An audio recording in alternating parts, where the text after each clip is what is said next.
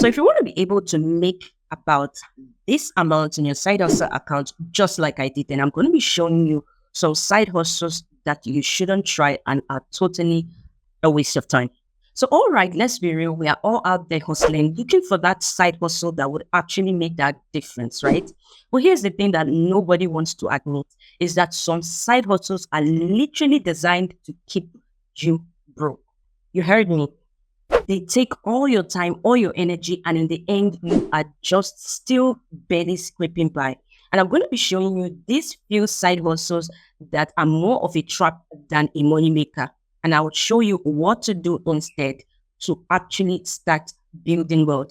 This is from experience, so trust me, if you're stuck, then it might be time for a change. Now, let's jump into it. Now, the first trap of a side hustle on my list is online surveys. Now I know that you've seen this one everywhere. You make just $5 just by answering questions. It sounds easy peasy, right? But here's the catch. The pay is actually low. You can spend an hour filling out surveys and make about $2 or $3 thereabouts.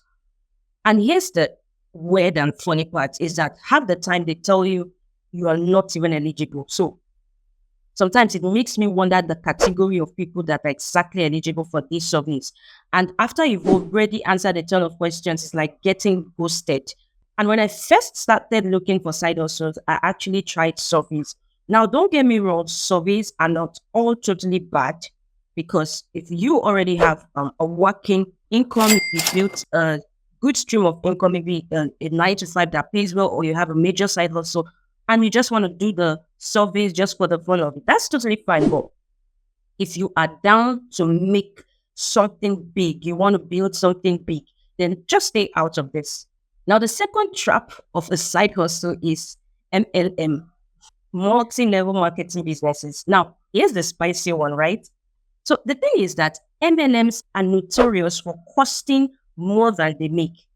You get to buy products to sell. But the truth is that you will just end up with a closet full of vitamins, skincare, or essential oils that you are just desperately to unload because the main aim you went there was to get money, not to get a bunch of vitamins and all of that. Most people don't realize that the real money in MLMs comes from recruiting other people.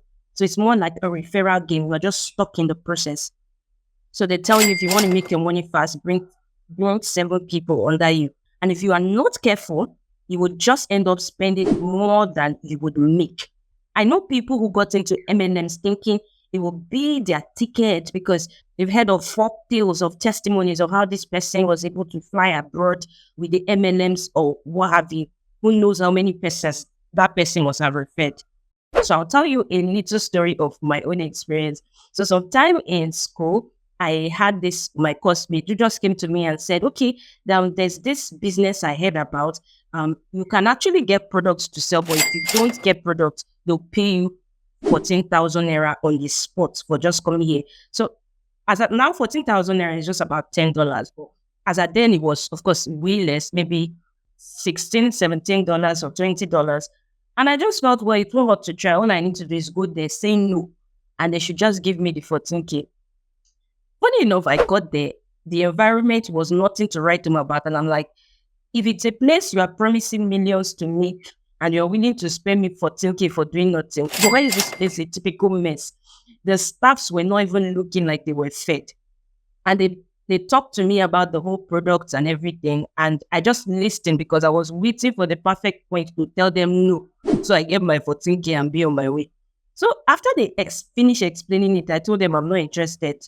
But since they offered to give me 14K, then I'm all in for the 14K. And they tell me, no, they're actually not giving me 14K, that they used it to lure people. And they said if they didn't say it like that, people would not come and people wouldn't be interested. However, if I can get the product now and I sell them, I can make 14K. If I'm fast to sell it in a day, I can make the 14K. Like, who bloody does that? I was so pissed and so crazy and so mad. And I asked my classmate that, you told me they would give me 14K. Did they give you your 14K? She said, no, they didn't give her. They trapped her too. So she's going to trap other people. It was just weird and funny at the same time. And that was when I just put a complete no on all these MLMs. The third one will be selling handmade goods on oversaturated marketplaces. Now, I know this one is going to hit home for a lot of people because we've all seen this beautiful and handmade items on platforms. I mean, I saw something on Instagram where a lady literally makes plates out of coconut shells. She makes all sorts of crafts, and it's actually cute. But here I'm talking about when you're doing it on oversaturated marketplaces. For example, you're selling such platforms on Etsy. The first time I went on Etsy, it's actually a really beautiful marketplace. Like you get to see all sort of beautiful crafts, what people are doing with their talent. And even though selling your own creation is great, I mean your art, right? But here's the thing. These marketplaces are incredibly saturated, and there are a lot of fees that cuts into your profit. And if you do not have a strategy, let's say you are a newbie and you are not a strong brand, you don't have a name, you will just end up spending materials and fees you are making in sales. Because believe me, you're just going to be paying money without you making any freaking sales. Now, a friend of mine started selling these handmade candles. And although her stuff was actually awesome because I was fascinated by it, she quickly realized that she needed to price way higher to make a profit. But the thing is, on these platforms, higher prices can drive away customers looking for bargain because obviously they're coming here because the idea of such platforms is lower pricing. So when they see you pricing way higher than it should be, they're just going to scroll away. So if you love creating handmade items, don't stop. Don't stop. This is not a way to discourage you, but just know that there are better ways to market them and actually make profit. So don't put them on oversaturated marketplace expecting some imaginary traffic to just draw in for you to make sales. The next one I'll be sharing with you is cashback apps and rewards. I know we've seen all those ads for cashback apps and rewards program, and they promise you that when you shop with something, you get cashback from on things that you are already buying. And of course, it sounds good, it sounds amazing, and it will prompt you to actually shop there. But here's the catch: they only work if you are spending a lot. So it is a psychological thing that expects you to want to spend money, spend more than your actual budget, and you are literally making pennies on each purchase. And it's basically like trying to save money by buying more stuff, which doesn't make sense. Of course, I tried it myself, thinking, of course, I'll be cashing in. Imagine buying something and I'm getting money back. Of course, they won't tell you it's pennies. I mean, I couldn't even earn a whooping $5. So unless you're buying a ton of stuffs, maybe you are a wholesaler, you're buying to repurchase, or you just buy a ton of stuff for buying sake, then it is not exactly a gold mine. It's like spending $100 to save $1. You are literally working backwards. But it doesn't hurt to try. If you actually, like I said, if you actually buy tons of stuff, it's a great way because every dollar counts, right? If you're saving it. But if you are looking for building something that could bring forth something tangible, reasonable, then just stay away. Just scroll away. Now, the next one will be drop shipping on a zero marketing budget. So, a lot of times when I'm scrolling on Instagram, I see this amazing ads on drop shipping. You just get this, you put it on your shop, and you go ahead and sell it. And instead of you buy it for $5 and you put it in your shop, you sell it for $15, and people rush and buy it. And you hear people making it easy peasy on a way to make money without even touching the product. Yeah, technically it is true. Yeah. But when you come to the practical aspect, if you do not have a marketing budget or you don't have a strong brand, sweetie, it's almost impossible to succeed in dropshipping.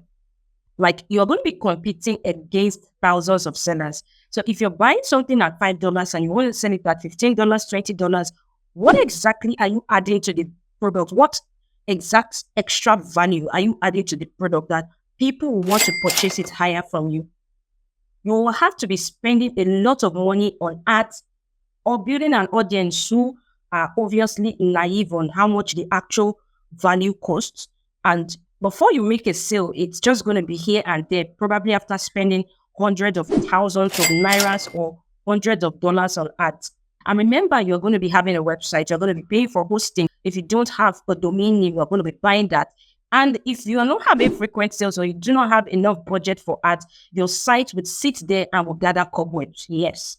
Maybe they'll be getting one or two sales in a month, but it is not even close to the cost of running the store. So if drop shipping is on your list, probably to start out in 2025, sweetie, make sure to be ready to invest in marketing. Now, the thing is, these side hustles may seem appealing, but when you think of it, if they are costing you more time and money than they bring in, then you need to reevaluate it. Now, don't get me wrong, to get successful in any side hustle at all, it may cost you some money, it may cost you some time, it may cost you some learning, relearning, strategizing. But the thing is, if in the long run, it is costing you way much money than you feel you are getting value from it, then you need to reevaluate it. Maybe it's not your thing. Maybe you should try something else. Try something that you are more, you have more of a knowledge in. And I talk about this kind of stuff, something that you are good at, something that you know how to do. I talk about it in my ebook, 27 Proven Ways to Make Money Online with skills you never thought you had. And you can check that in the description. I share ideas that actually helped me make a difference. So don't get stuck in a side hustle trap. You need to go for something that truly values your skill. And if you want to get a head start, just click here.